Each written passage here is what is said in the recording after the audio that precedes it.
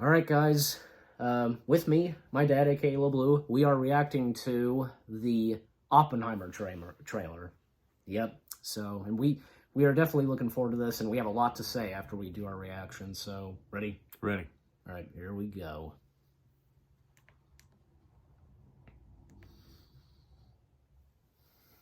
This ought to be, again, really good. Atomic explosion, of course. Yeah. How else would it start?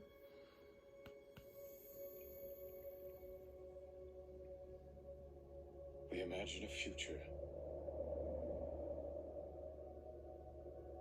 And our imaginings horrify us.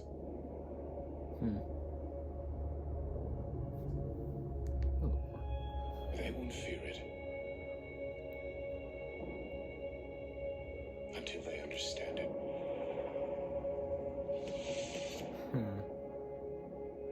And they won't understand it until they've used it.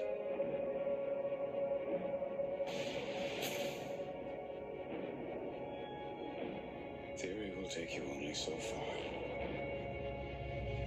That's amazing, because I don't know if we can be trusted with such a weapon. But we have no choice.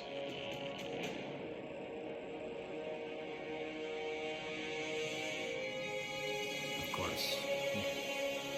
Good old Christopher Nolan. He's the only one.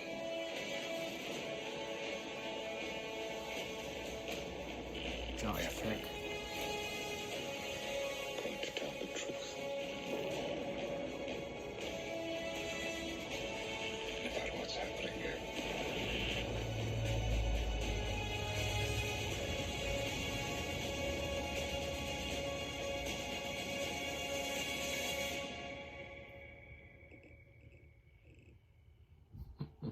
Amazing. When they bring up the date that it's being released, it sounded like a Geiger counter that they used Yeah. to measure radiation. That was a nice touch. Yeah, that's pretty cool. So, Yeah.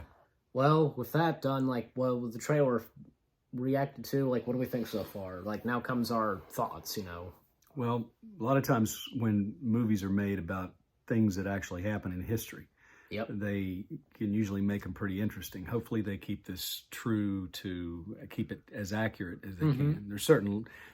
They have to take certain artistic licenses, of course, to keep it interesting, but it's a story that needs to be told, because Exactly. Oppenheimer was the father of the atomic bomb. Yep. And with that bomb, that bomb ended World War II. It killed, I don't know how many, it killed over 100,000 people. I know that in Nagasaki, and there were two cities, and I'm embarrassed that I've forgotten. I know Nagasaki was one city that was bombed in Japan during World War II, and Hiroshima, that was the other one. Hiroshima was the first, and Nagasaki was the second. And, they dropped, the United States military dropped leaflets on the city by parachute. They came down and to warn people to get out of the city, that it was going to be bombed. And I think they were largely ignored. And there was massive loss of life, but it saved millions in the end because it ended World War II. Yeah. Japan surrendered, and then shortly thereafter, Germany surrendered. So it was a bomb that ended the war and saved millions of lives, but killed over 100,000 in the process. So, Oppenheimer was kind of a hero because of, stopping World War II. Just, it's mixed, Yeah, I don't know that I would call him. if you get my point. Yeah, he was responsible. He was the lead scientist on what was called the Manhattan Project. Yep. And there's a Rush song called The Manhattan Project about the building of the atomic bomb. It's a really good song. Anybody that wants to reference it, it's on Rush Power Windows, which came out in 1984, 85, I believe. But anyway, Any of you guys who who are Rush fans like us. Yeah. So, but the Manhattan Project was ultra secret. I mean, it was beyond top secret. It was scientists that worked on it. Anybody that worked on that project to build the atomic bomb, they were threatened with, if they said anything to anyone, they were threatened with, I mean, it was the equivalent of like 10 years imprisonment or a $100,000 fine. Yeah. Or both. So people kept their mouth shut because it was top secret. Yeah. And Oppenheimer, he led the way. Yep. But it should be an interesting movie. I love Christopher Nolan. I'm a fan of his films, of course, and especially the Dark Knight trilogy. He took Batman to a whole new level that I don't think anybody will ever touch. Yeah, he brought the Batman movie industry back up on its feet. He did, and I think it would almost take him again to keep it there. But he's an excellent director. He's an excellent storyteller, and I think this will be a movie worth seeing when it comes out. Yeah, and Cillian Murphy, who's playing Oppenheimer. Cillian Murphy he's like Christopher Nolan's like top lucky charm. Yeah, he is his lucky charm. He's a great actor. He's a great method actor. He can just become whoever he is playing. Yeah. And that was great casting him as Robert Oppenheimer because he favors him. I mean, he looks a lot like him. It's really scary when you look at pictures of Oppenheimer and then look at him. So yeah, and some of the other actors that are going to be in this, like Robert Downey Jr. Yeah, Robert Downey Jr. Can't recall. Lewis Lost or something like that. I know he was American, and I can't recall if he was military or what his role was in that. But I've seen pictures of Robert Downey Jr. in makeup, and they again, good casting. Yeah, a lot of other great people in this, like Emily Blunt and and Kenneth Branagh. Yep. And I could have sworn I saw Michael Caine in the cast too. He may be because I think he's another one of Christopher Nolan's lucky charms.